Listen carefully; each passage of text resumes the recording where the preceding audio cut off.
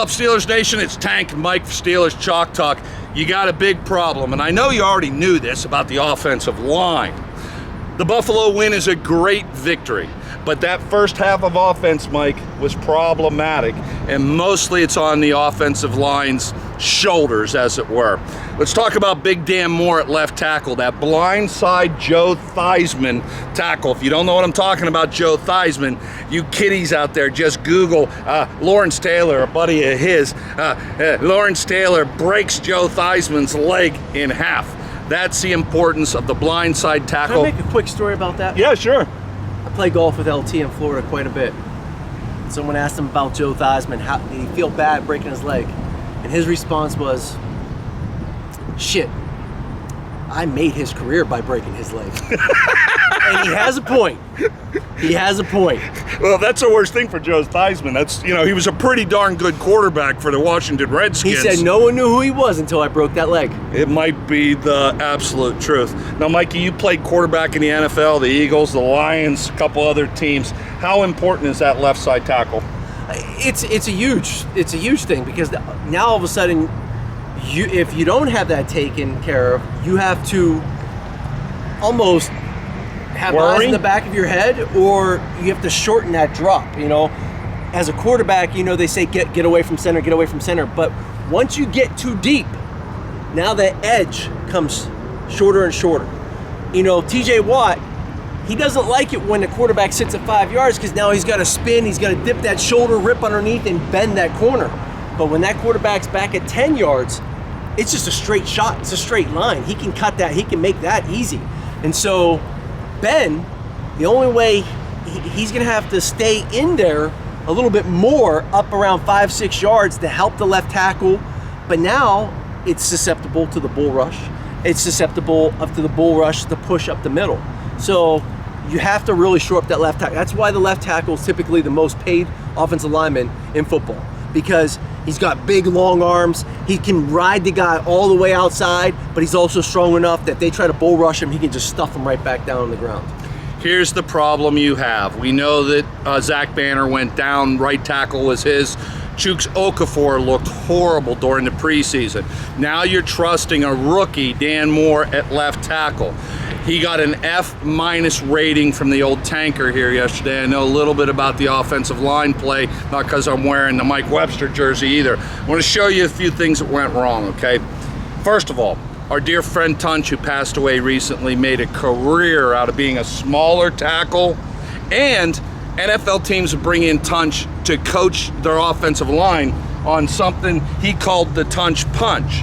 Really, it's a punch like that to the solar plexus, and what it does, it stops that, and that's why Tunch invented it, because he was into karate. It jolts him, okay, and you give ground grudgingly back, and when he comes forward again, you pop him again. This gives the quarterback what he needs, 2 to 3 to 4 seconds. Or sore moves. Or sore boobs to do that. What you had with Dan Moore, and you saw it from, go watch the Buffalo game yesterday, from Dotson as well. I'm not going to hit you as hard as Dotson. Dotson literally, when he punched, like Mike went flying back like that, the helmet of the defensive lineman was going back. No problem from the bulldozer Dotson. Where your problem with Mr. Moore is, step forward, Mike. Pretend you're a quarterback for once in your life. Quarterback needs how many seconds at least to throw the ball? 3, 4? Yeah, you're going to 3. A good 3. You know, Ben was the fastest in the NFL last year at 2.2. Not good, though. But that's... If you want to go downfield, how long do you need? You need a good 3, 3.5. Problem you had, watched tape yesterday with Mr. Moore. Instead of doing that punch, his hands collapsed into his chest, and he was right here in about 2 seconds because he was getting bull rushed into Ben. It's not a good thing. And like what I just said, so now Ben sits in the pocket, he's getting bull rushed, right? Right. And now he's going to be forced. Now he goes to throw, it's a broken hand, a broken thumb, just smacking off the helmet sometimes. You're getting stepped on. Now, what can Ben do to adjust? Oh, so let's get back deeper. He gets back deeper. Now that's going to put stress on your right tackle and your left tackle, because now they're both going to go. It's a much easier rush to the passer when they're back there further. you know, when you sit in the pocket, there's a reason why there's a pocket. It's that circle, you know, that circle drill we saw at camp. It's hard for those DNs and those outside linebackers to wrap and get all the way around. And that's what happened. Hey, TJ Watt did it against Josh Allen. And what they do, they just washed him by. Yep. But because of Cam Hayward's push up the middle, Josh Allen was forced to go out. And TJ Watt kept on going all the way around. That just goes to show you how his good hustle is. And he gets a strip sack on Josh Allen. So when a quarterback, if he gets back there further, you're making it too easy on the DNs. So now you sit here and he's just getting bull rushed right into Ben's lap, and you can't have that, especially on your blind side. At least if it's on the front side, you can see it, you can step up, or you can go back and you can go up and out, or you can front door escape. But when it's on your backside, you can only backdoor it so many times before defenses start adjusting and you're going to be getting hit in the face. Trust me, some of these defensive ends, outside linebackers to steal it. Khalil Mack from Chicago. There's a whole the Clowney and the Garrett. That's, you know, that's your division. You're going to face them twice. Clowney and Garrett. That's going to be tough. And you're going to, you can't put a tight end on one side. I mean, you can't put two tight ends because now you only have two receivers out there, and so you have to make an adjustment. You have to bring someone in or do something fast. Do something fast. We don't know what it is. We do know the Steelers still have about $15 million in cap space left. I do not put any hopes of Chuks Okafor being any better than Dan Moore.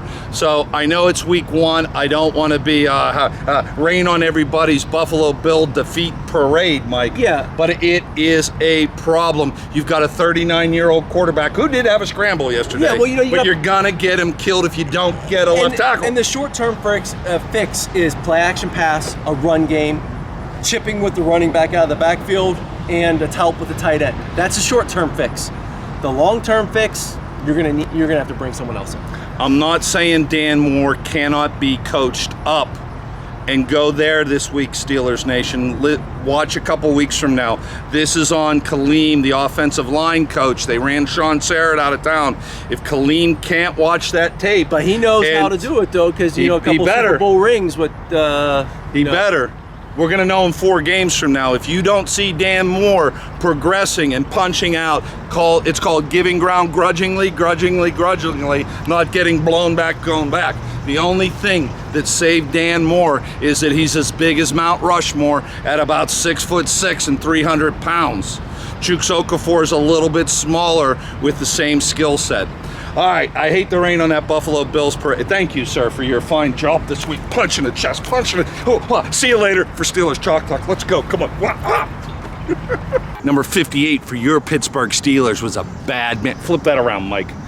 Jack Lambert would knock your teeth out. Or Super Bowl, he throws the kicker to Cliff Harris on the ground. Why did you tell me to turn it around? You know, if you don't know who 58 is for Pittsburgh, then you're not allowed to get this. Yeah, you're not allowed to get this. Look, this is really simple.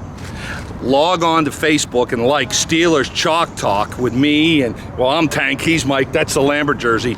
Like and share the Steelers Chalk Talk Facebook page, and at the end of this season, 2021, we're gonna give away the Lambert jersey to somebody that likes and shares our Facebook page so they can watch us every week. What do you think about that? But they also have to know who Jack Lambert is. They know who Jack Lambert is. If you don't know who Jack Lambert is, you don't deserve to win his jersey. And the next one might be a Webster. No, he's talking. Like, share, Steelers Chalk Talk on Facebook, and one lucky, the jersey, somebody show them the jersey. Somebody's gonna win this jersey, the Lambert jersey, bicentennial jersey. Like, share, Steelers Chalk Talk on Facebook, maybe even YouTube too.